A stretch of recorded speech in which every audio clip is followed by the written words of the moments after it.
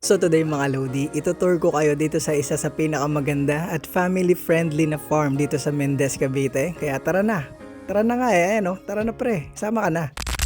So ayun na nga, bumiyaya tayo papuntang Etivac kahit medyo maulan kaya pasensya kung malabo yung ibang clips. Ang dadayuhin natin for today is ang Yokis Farm, so located sila sa Mendez, Cavite. May mga close encounter daw kasi ng mga animals dito and since birthday ng aking unika hiha, try natin. Laki din dito, dapat zoo na yung tawag dito nasa 10 hectares din pero currently 4 pa lang daw yung nade-develop kaya all goods lang. So let's start dito sa koi pond nila, may mga freshwater stingray din daw dito kasi iba nagtatago Kaya diretso na lang tayo dito sa close encounter ng mga ibon nila. Very chill lang nila, di ba? Talagang nakaharap mo lang. Sobrang tame ng mga ibon nila dito. Kahit kanino sasama, pwede mo na nga ibulsa ng di nila nalalaman Ito solid, black palm kakaton, laki din ito. Tinry ko din siya i-handle syempre.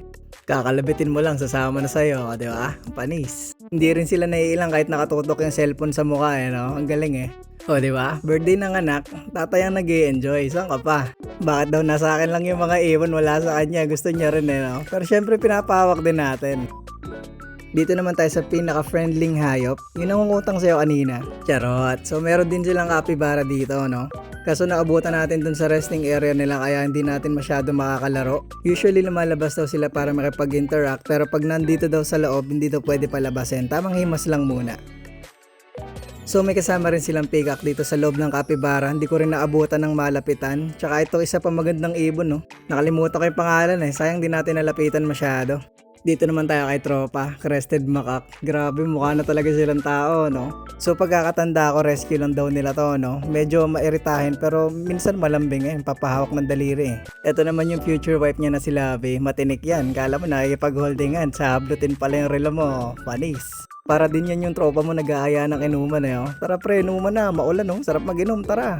Dito naman tayo sa open farm sa mga zebra, ostrich. Kaso nung pagpunta namin dito talagang umaambon-ambon na ng bahagya Pero pupunta pa rin yung zebra sa harap mo kasi may pagkain kang dala Yan talagang makikipag-tug of war ka dyan pag binibigyan mong pagkain. Ang lakas niyan, promise.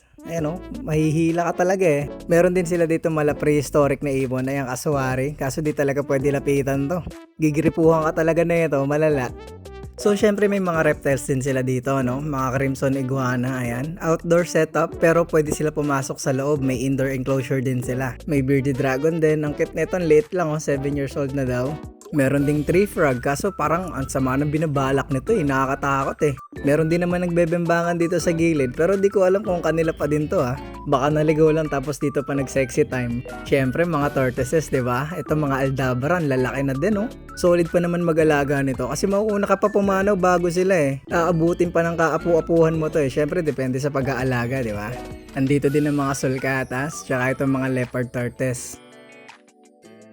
Marami pang ibang attraction dito pero syempre di na natin makukuha ng lahat. Mawawalan kasi ng thrill kapag gusto nyo pumunta tapos nakita nyo na lahat sa video. Kaya yun, after ng tour, kain muna kami tapos yung nag-alaga na ng anak namin si ating tour guide. Kudos talaga kay ate. So ayun lang din naman yung tour natin para sa Yokis Farm mga Lodi. Sana nag-enjoy kayo. Bye-bye!